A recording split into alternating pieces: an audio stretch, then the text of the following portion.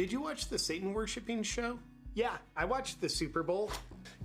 But what was your favorite part of the show? Well, there were many great allegiances to Satan made, but I think my favorite one was when Taylor Swift's friend did the devil worshipping hand gestures while wearing an upside down cross. That was both very powerful and obvious. But could you tell if that was a man or a woman? I think those are the only two genders that the devil doesn't like, so I think it was probably something else. Another one I really liked was the Black National Anthem. I suspect that really moved the needle in creating unity. For sure, nothing creates unity and ends racism like segregation. Yeah, things just feel different now. Do you know who created the Black National Anthem? I don't know their name, but I'm pretty sure it was white people. That's fitting. And do you know who decided to have it sang at the Super Bowl? I'm pretty sure also white people. Nothing genuinely honors black people more than white people deciding how and when they want to be honored.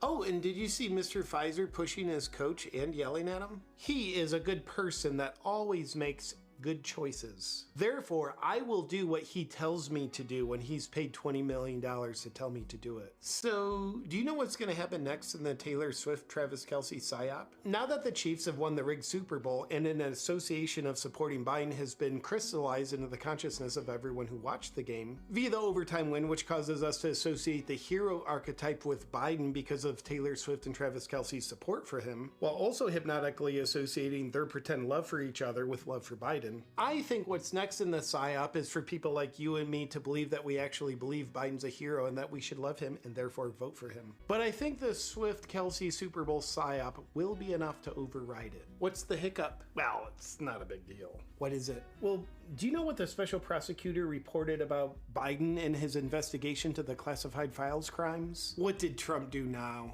No, I'm talking about Biden. Biden didn't commit any crimes.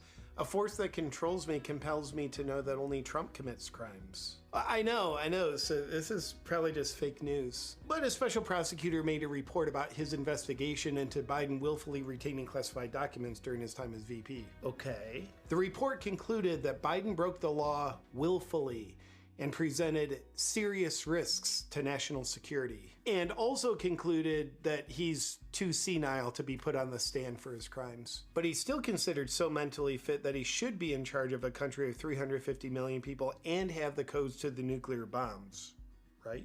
Correct. Okay, so after interviewing Biden, the special prosecutor said the president's memory is significantly limited. But he probably has the nuclear codes written down so he doesn't have to remember them. He just has to remember where he put his note with the nuclear codes on it. Right. He probably can't do that. Sure he can. Again, we're probably just missing context.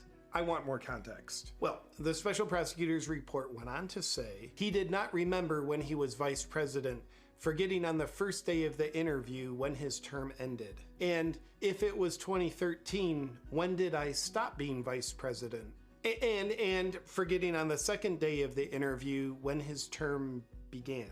Going on to say, in 2009, am I still vice president? And the special prosecutor said he did not remember, even within several years, when his son Beau died.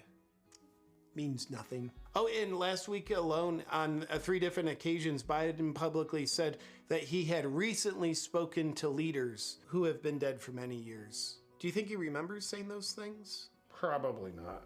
It kind of makes it hard to stay loyal to him, doesn't it? Well, not when you're reminded of how loyal you are to him by things like this. Good point. So, in conclusion, it was a great Super Bowl.